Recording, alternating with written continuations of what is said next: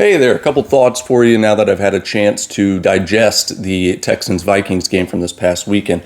The Texans were demolished in the Jonathan Grenard revenge game, and I'm not panicking. I'm going to give you a couple reasons why.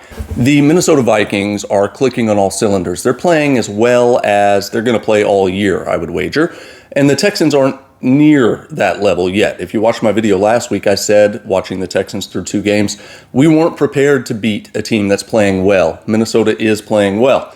We're not there yet. We haven't reached our ceiling, and you don't really want to reach your ceiling in week 3 of the NFL season, but you do want to look better than we looked this past week, and I'm sure everyone in the organization would agree with that assessment. Now, if you had told me before the season started that we would be 2-1 with a stranglehold in the AFC South after 3 weeks, I would have taken that. You probably would have too. If you would have told me our only major injury is Brevin Jordan at this point, you probably would have taken that as well. Will Levis throwing pick sixes like he's Matt Schaub. Trevor Lawrence looking like the Jags lit $200 million on fire. You would have taken that. So I'm not panicking. We have a lot to work on. We have a lot to improve upon.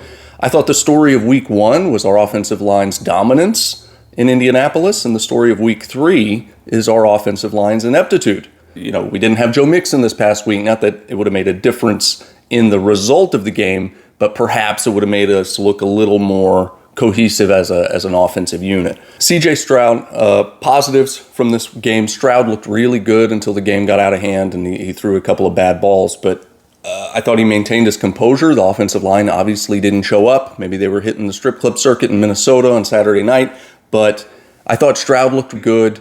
I thought the defensive line looked really good. So I'm going to say we should settle down a little bit and take care of business against Jacksonville this week. Take care. Talk soon.